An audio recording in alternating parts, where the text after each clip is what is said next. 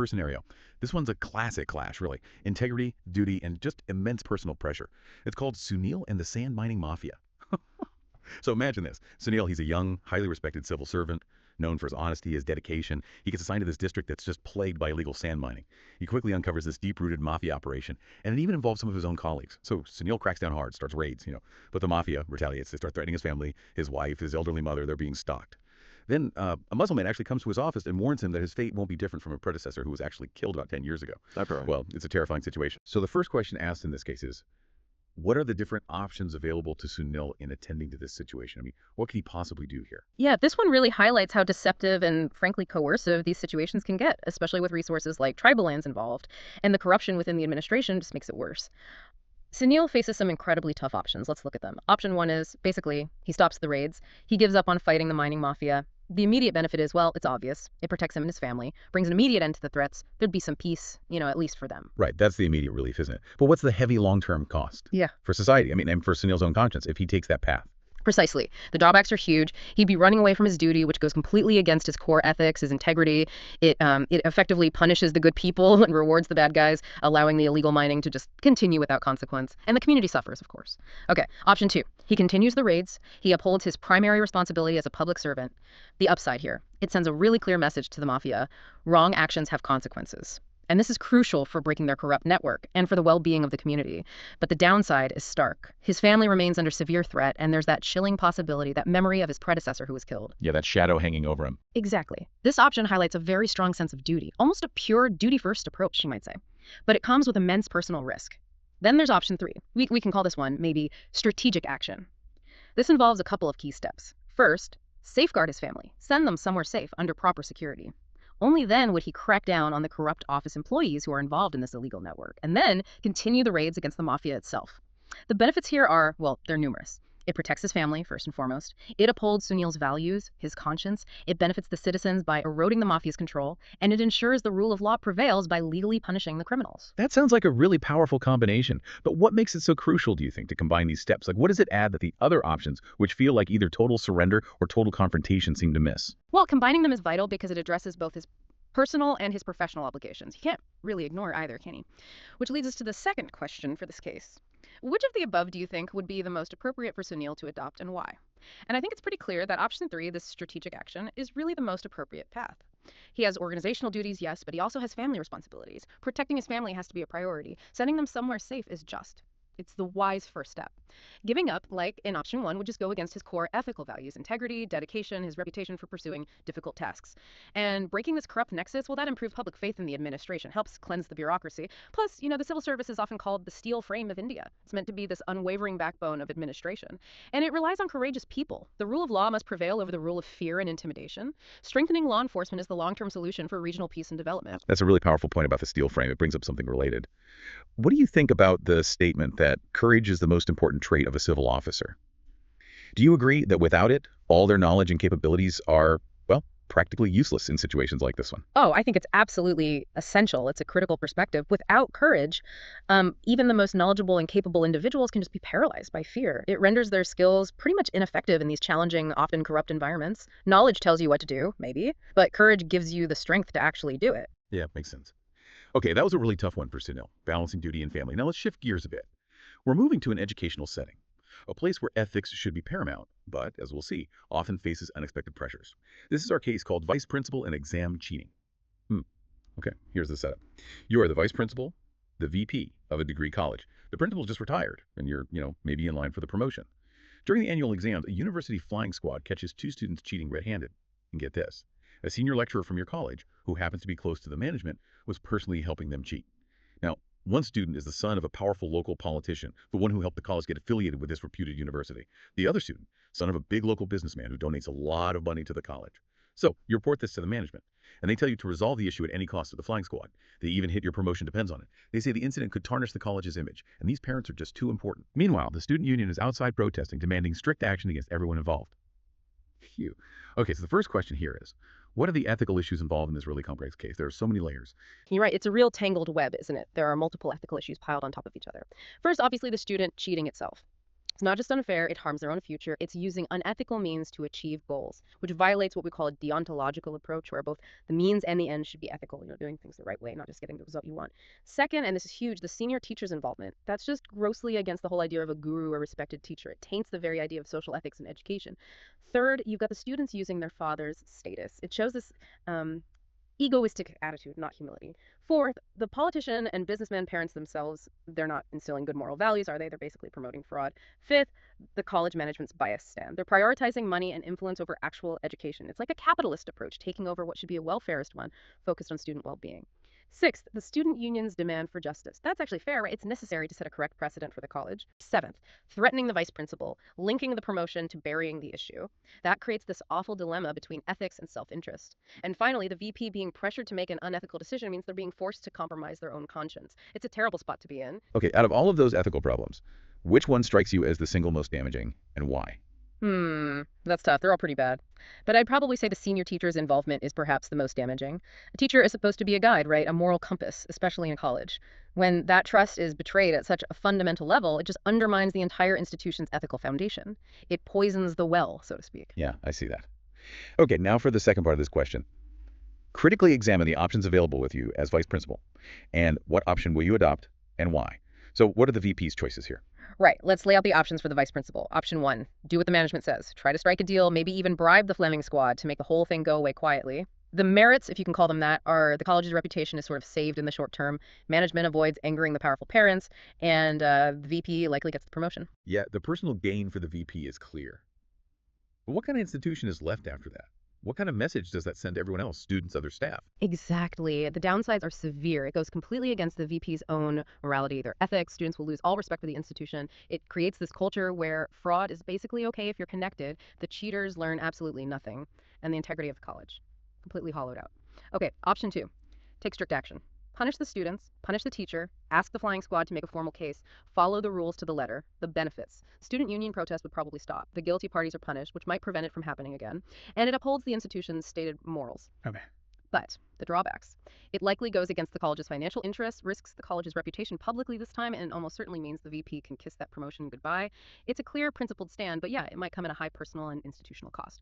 Then there's option 3. Talk to the management. Try to convince them to suspend the guilty teacher because their conduct is intolerable, but maybe give a strict warning to the students, treating them as first-time offenders. The potential benefits here are that the teacher is punished, which is crucial. The college's financial and other interests are somewhat protected, maybe, and the students still learn a valuable lesson, hopefully, without having their entire careers ruined by a formal cheating case right at the start. It's trying to find a middle ground. It's interesting that the outline didn't list any direct demerits for that one. What makes this particular approach seem potentially more robust in balancing everything out? I think what makes it potentially robust is its measured nature. It aims to punish the most culpable party, the teacher, who really violated a sacred trust while offering a chance for the students to learn and perhaps reform without completely destroying their future. It also tries to acknowledge, even if not fully satisfy, the management's concerns about reputation and finances while still upholding the core ethical values of the institution.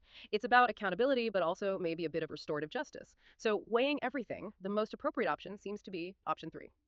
Warn the students and, importantly, their parents, and definitely suspend the teacher for their immoral conduct. The reasons are pretty clear. First, the teacher is gravely at fault. They've violated the ethical principles expected of a guru, a moral guide. Second, the students must be warned they need to learn a life lesson, but a formal case could, perhaps unnecessarily, ruin their careers right out of the gate.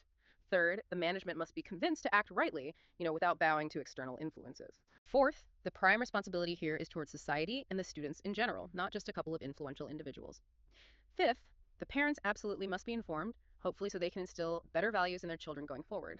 And finally, well, doing the right thing has to be more important than any promotion. Sometimes strictness is necessary to uphold values and ensure the long-term health of the institution. How does that decision really balance justice, mercy, and, like you said, the long-term health of the college and its students? It really feels like threading a very, very fine needle. It does. It aims for a fair outcome where there's clear accountability, especially for the adult who abused their position, but it also keeps an eye toward future growth and rehabilitation for the students. It's about preserving the integrity of the institution for the long run, making sure lessons are learned, ideally without destroying lives unnecessarily. Okay, moving from academic integrity now to public safety.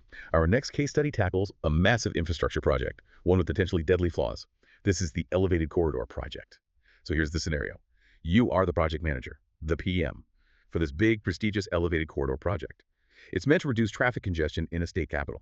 The deadline is super tight, just 2 years, because the chief minister wants to inaugurate it right before elections are announced.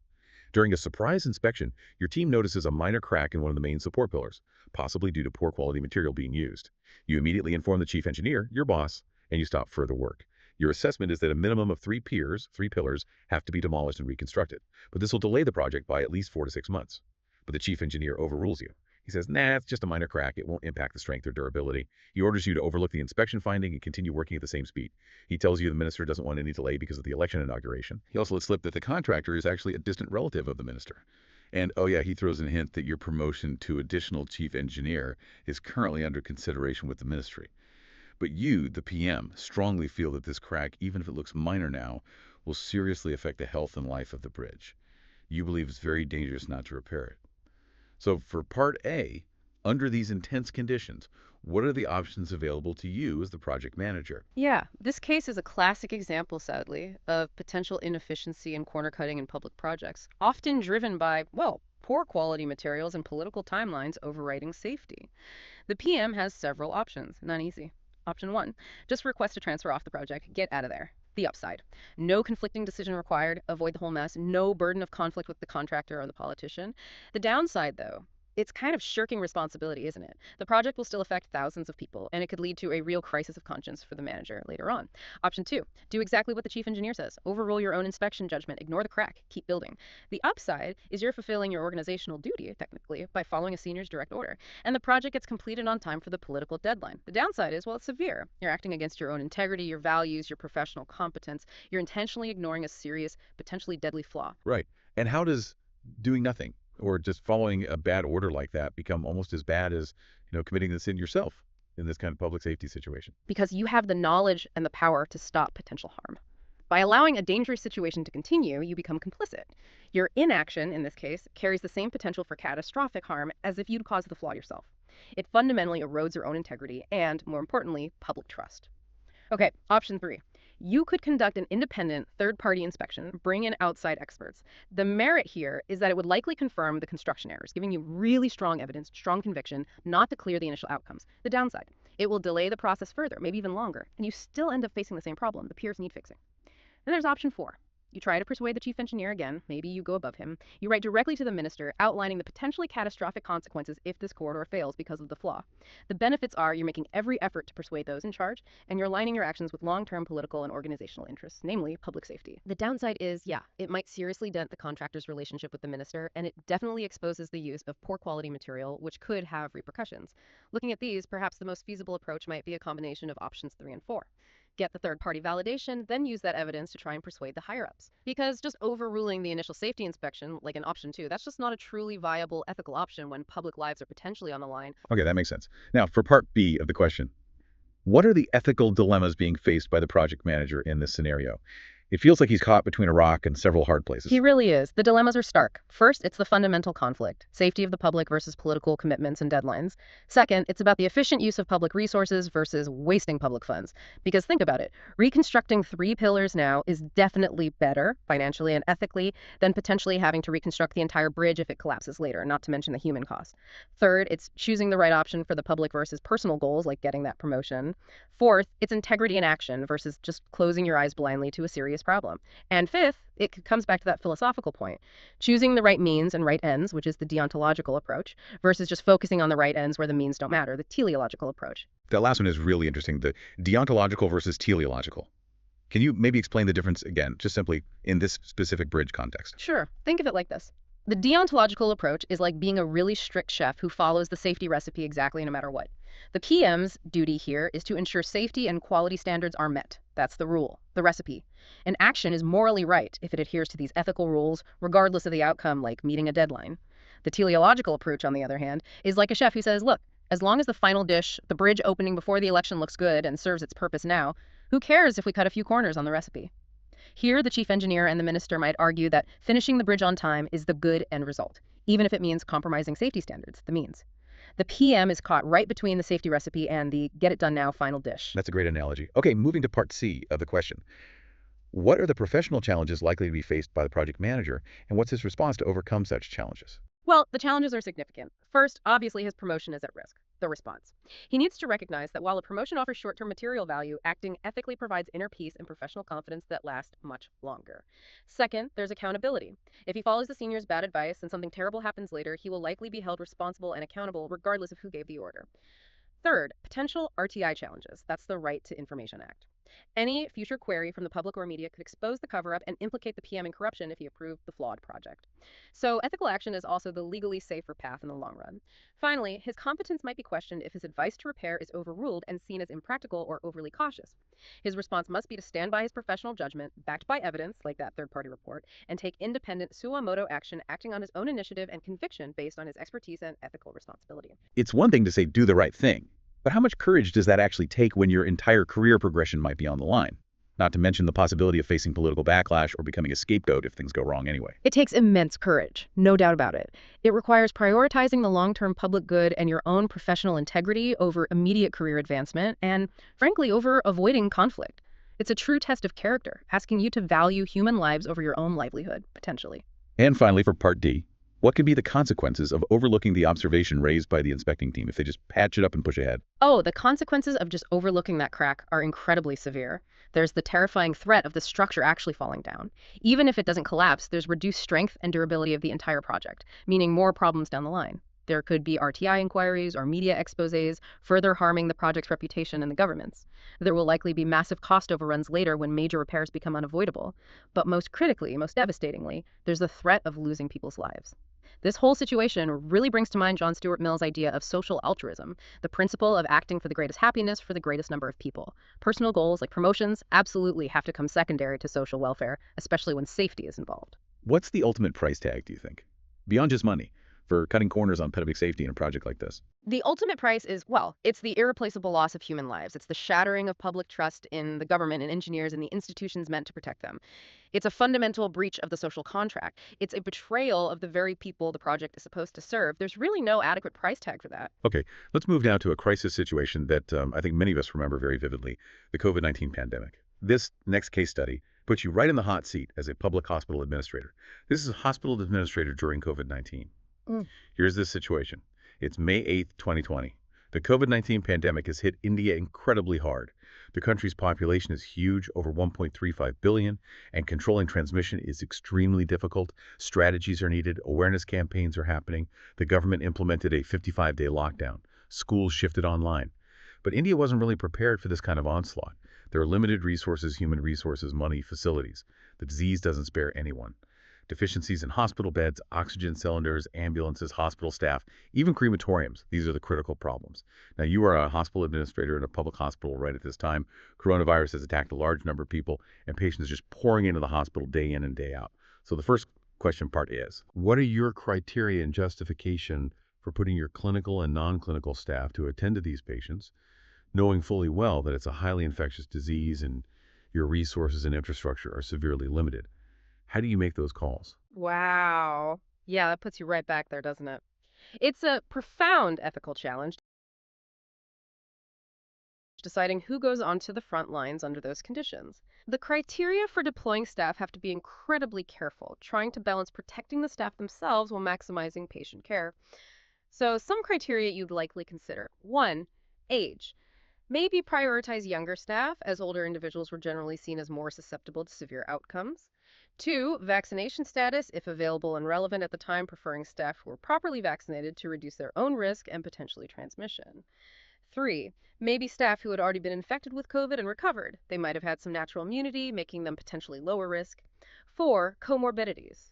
You'd strictly try to avoid deploying staff who had existing health conditions like diabetes or heart disease, as they were at much higher risk. 5, training. Deploy those who are properly trained in using PPEs, personal protective equipment, and crucially, improper waste disposal protocols to minimize spread. 6, maybe look for individuals with a strong attitude of social service, that selfless drive, like Mother Teresa was mentioned. Consider social volunteers if available. 7, closeness to the hospital. Staff living nearby might be more readily available for emergencies, which were constant. And 8, maybe consider the family aspect of the staff, trying to avoid putting very young staff with small children at home into direct contact with infected persons if possible, though that's incredibly difficult when needs are overwhelming. Now, As for the justification for putting staff on duty despite the risks, it really comes down to several core ethical principles. First, there's Kant's duty principle, again, that unwavering sense of duty towards the government, the public, the profession, regardless of personal cost. Second, utilitarianism, the idea of serving the larger public interest by caring for the greatest possible number of patients, even with limited resources. Third, simple compassion, the need to prevent loss of lives due to the crippled infrastructure. Fourth, empathy. Just seeing the heart-wrenching conditions of the public would motivate staff with a greater zeal, ideally. And finally, maybe contentment, the inner satisfaction and sense of purpose that can come from fulfilling one's duty with honesty and dedication, even in the worst circumstances. How do these ethical theories, like Kant's duty principle or utilitarianism, actually help guide decisions in a real-time crisis like that, where every single choice seems to have severe, sometimes life or death consequences? They provide a crucial framework, a kind of ethical compass when everything is chaotic. Kant reminds administrators and staff of their fundamental, unwavering duty to serve, regardless of the personal cost or fear. Utilitarianism pushes them to constantly make choices that maximize the overall well-being, to save the most lives possible with the resources available. In a crisis, these theories help prioritize the collective good and the fundamental obligation to provide care, even when resources are incredibly scarce and the risks are terrifyingly high. It's about trying to make the most ethically impactful choice you can, moment by moment. Okay, now for part B. If yours is a private hospital, would your justification and decision remain the same as that of a public hospital? That's a really important question. And the answer is fundamentally yes.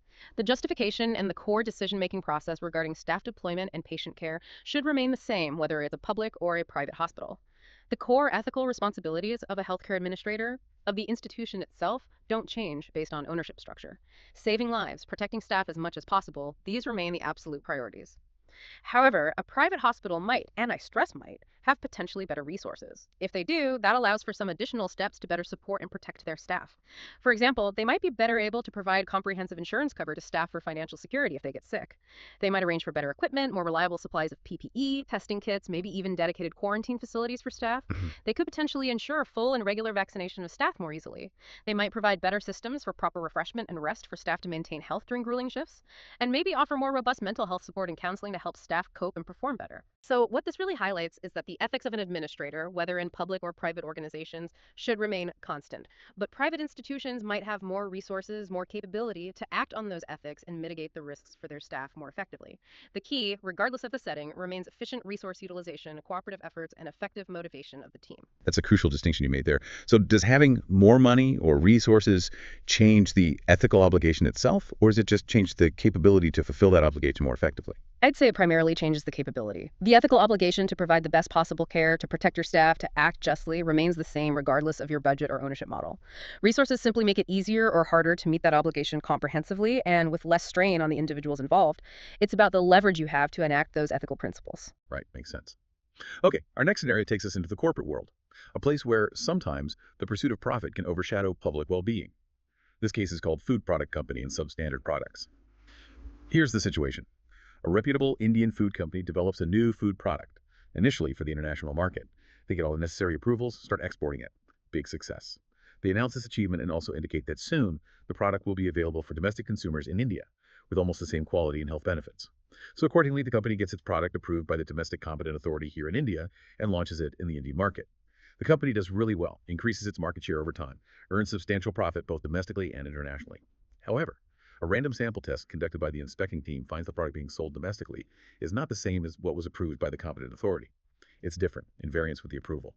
On further investigation, it's discovered that the food company was not only selling products which were not meeting the health standards of the country, but get this, they were also selling the rejected export products in the domestic market.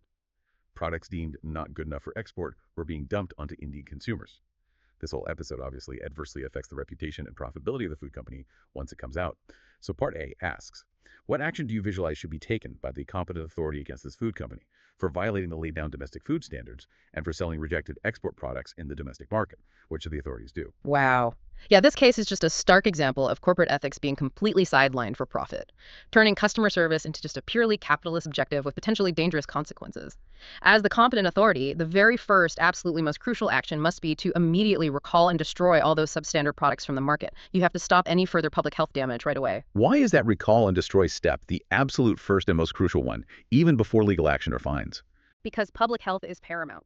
Stopping the immediate harm to consumers, preventing anyone else from unknowingly buying and consuming potentially unsafe products has to be the #1 priority. Yeah. Everything else, the legal action, the investigations, the fines follows once that immediate threat to people's health is neutralized. Protect the public first.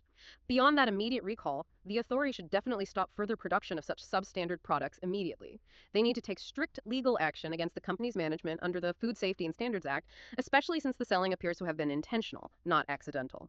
They should impose a proportionate fine as a penalty for violating the norms. They should probably set up a committee to inquire into any specific cases of damage to public health, figure out fair compensation, and order the company to compensate any aggrieved customers. They should seriously consider revocation of the company's license to sell goods in any market, requiring them to go through a whole fresh application process if they ever want to operate again. And finally, they need to implement much more regular and rigorous inspections going forward to check for any further discrepancies. Okay, that covers the authorities. Now for Part B, what course of action is available with the food company itself? What can they do to try and resolve this crisis and maybe, just maybe, bring back some of their lost reputation? Well, rebuilding trust after something like this is incredibly difficult, but they have a potential path, though it requires genuine contrition and action. First, they absolutely must issue a public apology. A real one, accepting their mistakes, preferably delivered by someone very high-ranking and publicly visible in the management. It can't be some buried press release. Yeah, it has to feel sincere, right? Right. Not just like damage control. Exactly. And that apology needs to be backed up by immediate transparent actions. Like you have to open the wound to clean it properly. If they just try to bandage it up with PR, the infection, the distrust will just spread. They need to show they're truly confronting the issue. So, second step, set up an internal committee to fix responsibility and actually take action against the employees who are guilty of this. Third, maybe even more importantly, hold a third-party external audit. Get independent eyes to find out the full depth of the problem and ensure transparency. That signals they're not just investigating themselves. Fourth, they need to allow legal proceedings to take their course and fully cooperate with the authorities. Don't fight it, facilitate justice. Fifth, ensure proper compensation is paid to any customers who suffered health damages. Sixth, establish clear ethical and governance standards for all employees going forward with real training and consequences. Seventh, maybe set up a special fund for consumer welfare or significantly contribute to CSR activities, corporate social responsibility, giving back to the community they harmed. And eighth, fundamentally, they need to strengthen their quality review processes, implementing much better standards and transparency measures throughout their supply chain and production. After such a profound breach of trust, selling rejected goods that could harm people, what do you think is the single most difficult part of rebuilding a company's reputation? It feels like an incredibly steep uphill battle. Oh, without a doubt, the most difficult part is regaining public trust. Once that trust is shattered, especially by deliberate deception concerning public health and safety, it takes years, maybe even decades, of consistent, transparent, and genuinely ethical behavior to even begin to rebuild that essential bond with consumers. It's not a quick fix. Sincerity has to be proven over a long time. Right. Finally, for Part C, examine the ethical dilemmas involved in this case. What were the core conflicts here? The ethical dilemmas are pretty stark in this one. First, it's corporate ethics versus the profit motive by any means. The company clearly chose short-term profit over ethical conduct by selling rejected goods. Second, it's short-run profits versus long-term sustenance. Prioritizing those quick profits ultimately jeopardized their long-term survival and reputation, proving the old adage, the truth comes out one day or the other. Third, it's public health versus corporate financial health. And the reality is, no company can truly thrive long-term by actively harming public health. It's unsustainable. Fourth, there was likely an internal dilemma about saving reputation by coming clean versus continuing to deny or cover up the mistake once it started. They chose the wrong path initially. And fifth, the very act of having varying compliance with standards for exports versus the domestic market. That clearly shows a shocking lack of respect for their own country's regulations and, more importantly, for their domestic consumers. It implies domestic consumers are somehow worth less or deserve lower standards. This case powerfully demonstrates the principle that, ultimately, customer is the king. Companies that genuinely understand and live by this build trust and loyalty, and they reap long-term benefits. Unethical practices always damage reputation, eventually. The pursuit of value, ethical value, social value, quality value, not just naked profits, should guide corporate conduct. How does this case really hammer home the idea that being ethical isn't just, nice to do, but is actually smart business in the long run? It demonstrates it perfectly. Ethical breaches, especially those impacting public health, lead directly to severe reputational damage, huge legal penalties, a massive loss of market share, boycotts. All of which ultimately destroy profitability far more than the short-term gains from cutting corners. Long-term business success is absolutely inextricably linked to trust. And trust is built on consistently ethical conduct. It's truly an investment, not an expense. Okay, our final deep dive for today takes us into the often hidden but deeply impactful world of workplace harassment and its ripple effects on people's personal lives. This is Pawan and workplace harassment. Here's the situation. Pawan has been working as an officer in the state government for 10 years. As part of a routine transfer, he gets posted to another department. He joins this new office along with 5 other colleagues. The head of the office is a senior officer who, Pawan gathers through general inquiry, has a reputation for being difficult, insensitive, and apparently has his own disturbed family life. Initially, all seems okay. But after some time, Bowen starts feeling that the senior officer is constantly belittling him, and at times just completely unreasonable. Whatever suggestions Pawan gives or views he expresses in meetings, they are just summarily rejected, and the senior officer expresses displeasure publicly in front of others. It becomes a clear pattern of the boss's style of functioning. Show Pawan in a bad light, highlight his shortcomings, humiliate him publicly. It becomes apparent that even when there are no serious work-related problems or shortcomings on Pawan's part, the senior officer is always finding some pretext or other to scold and shout at him. This continuous harassment and public criticism results in Pawan losing his confidence, his self-esteem, his equanimity, his peace of mind. Bowen realizes his relationship with his senior officer is becoming more and more toxic, and because of this he feels perpetually tensed, anxious, and stressed. His mind is just occupied with negativity. It causes him mental torture, anguish, agony. Eventually, it badly affects his personal and family life. He's no longer joyous, happy, or contented, even when he's at home. Instead, without any real reason, he starts losing his temper with his wife and other family members. The family environment, which was supportive, is no longer pleasant or congenial. His wife, who was always supportive, also becomes a victim of his negativity and hostile behavior spilling over from work. Due to the harassment and humiliation he suffers in the office, comfort and happiness have virtually vanished from his life. It's damaging both his physical and mental health. Well, okay, part A asks, what are the options available with Pawan to cope with this incredibly difficult toxic situation? Yeah, this case really hits home about the importance of, well, emotional intelligence and a healthy work environment in public service, and how badly things can go wrong. Pawan has a few options. Again, none are perfect. Option one, he could try to take a transfer again, get out of that specific office. The downside is, while it might bring some immediate mental peace, there's no guarantee the next environment will be better. And simply escaping doesn't really help him regain his lost confidence or address the underlying issues of how to handle such situations. Option two, he could quit his job entirely. The demerits here are pretty clear. It's generally seen as running away from pressure, which could adversely affect his mental state even more in the long run, plus the obvious financial instability. Option three, he could try to publicly take revenge, fight fire with fire, maybe complain loudly, try to undermine the boss. The downsides here are significant. It would likely further distance him from his senior, probably wouldn't lead to any long-term peace, and it really lacks team spirit and what we call emotional intelligence. It could just escalate the conflict. Option four, he could try to find balance. This is more internal and strategic. It involves maybe using techniques like meditation or self-reflection to look deeply into the actual problem, what's triggering the boss, what's triggering his own reaction, and then calmly trying to talk with the senior, perhaps informally, to understand their perspective or clear the air. The potential merits are that this approach could resolve the deep unliking, maybe build some rapport if the senior is receptive at all, and potentially improve his personal life permanently by addressing the source of the stress rather than just fleeing it. That's a really interesting distinction. When is walking away from a situation, like taking that transfer or quitting, the right choice for someone's well-being versus when is it just running away from pressure? It seems like a very fine line sometimes. It is a fine line. I think walking away becomes the right choice when the environment is truly, demonstrably, irredeemably toxic, and it's causing severe, documented physical or mental harm. And crucially, when all reasonable attempts at resolution talking, escalating, seeking support have genuinely failed, it becomes more like running away from pressure, when the individual hasn't really exhausted all the potential avenues for positive change, Bro. or hasn't explored personal coping mechanisms fully.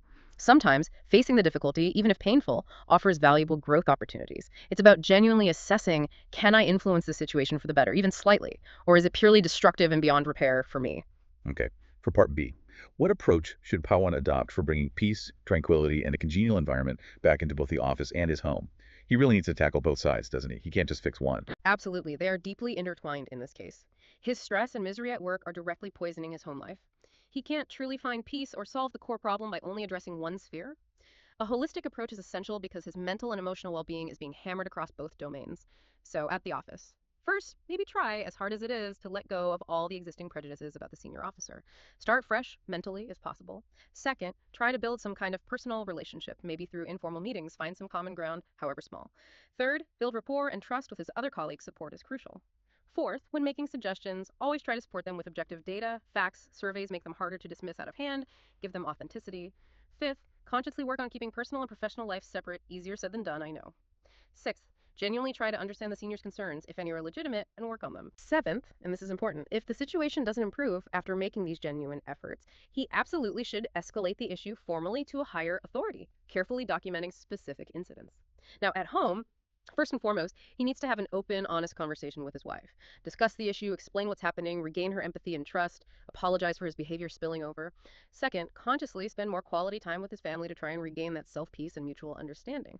Third, actively work on maintaining work-life balance by developing his adversity quotient. That's basically his resilience, his capacity to handle tough situations and bounce back stronger without letting it consume him. And fourth, maybe start physical exercises or playing a sport, something to physically release the anxiety and gain some mental calmness. Right. Okay, for part C.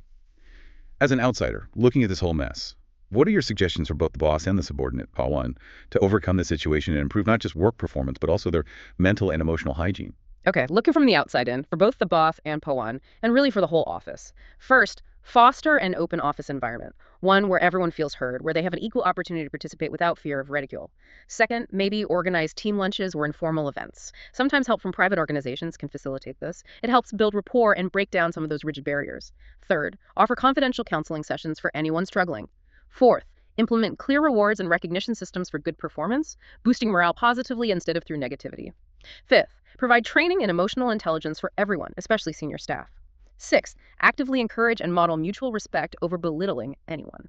Make that the explicit norm. Following up on that, what responsibility does the organization itself have? Beyond just suggestions for the individuals involved, what should the state government department be doing to prevent and address a toxic work culture like this? That's critical. The organization has a primary responsibility here. They need to establish and, more importantly, enforce clear anti-harassment policies. They must provide safe, confidential channels for reporting such issues without fear of retaliation. They need to ensure there's real accountability for perpetrators, especially those in senior positions, and they must actively promote a culture of respect, starting from the very top leadership. It's not just about individual bad apples, it's about the systemic environment the organization creates or allows to persist. A healthy culture has to be driven and modeled by leadership. Absolutely. And finally, for part D. In the above scenario, what type of training would you suggest for officers at various levels in these government offices to try and prevent situations like POW1s? Based on this case, several types of training seem really important for government offices at all levels. First, soft skills training, really focusing on effective verbal and nonverbal communication, active listening, constructive feedback. Second, maybe physical training and mind relaxation techniques, like stress management workshops, to help build resilience and manage the inherent pressures of the job. Third, and probably most crucial here, comprehensive emotional intelligence training, helping officers learn how to perceive, understand, and manage their own emotions and also those of others, and critically, learning how to effectively separate their professional lives from their personal lives. Fourth, role-playing training could be very useful. It helps officers see situations from different perspectives. How would they feel if they were treated like Pawan? How might their actions impact others? And fifth, specific sensitivity training designed to help people understand the real impact of their words and actions on those around them, particularly regarding harassment, bias, and creating an inclusive environment. This really comes back to emphasizing those four pillars of emotional intelligence: self-awareness, self-management, social awareness, and interpersonal management.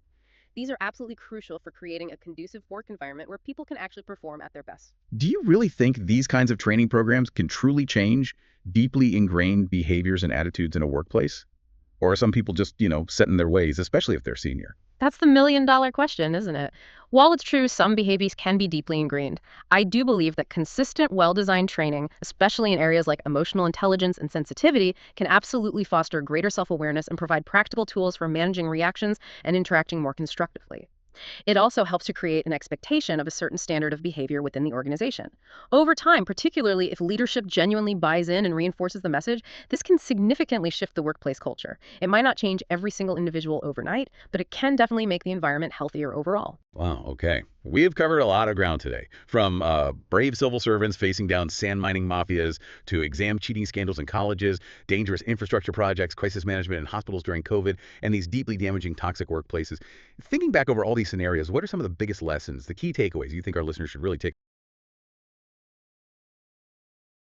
away from these deep dives for their own lives, their own decisions? Yeah, reflecting on these cases, several key themes really stand out. First, it's often a really difficult balancing act.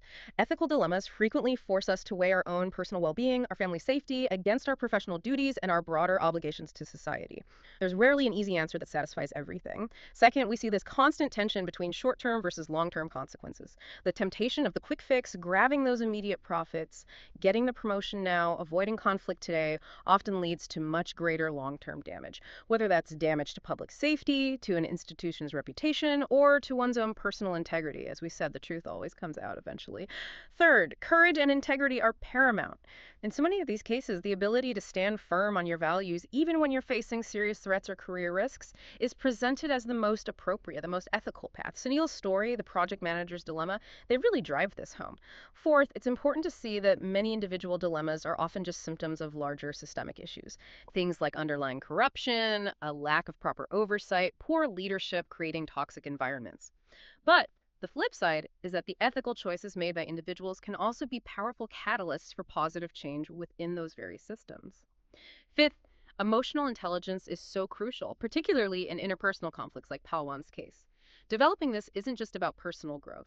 It's fundamental to creating healthier, more productive environments for everyone involved.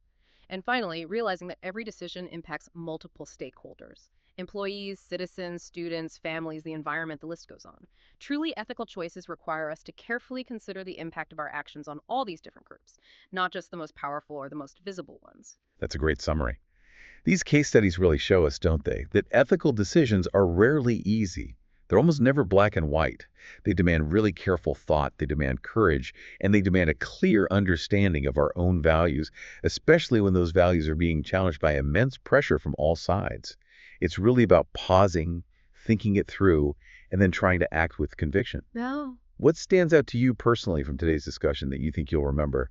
That was a truly insightful deep dive into some incredibly complex ethical challenges. Thank you so much for joining us today and sharing your thoughts. Oh, thank you. It's a powerful reminder, isn't it, that every single day, in ways both big and small, the choices we make shape not just our own lives, but the world around us. And sometimes, yeah, the hardest path, the one that requires the most courage, is truly the most rewarding in the long run. Absolutely. And here's a final thought for all of you listening to maybe chew on.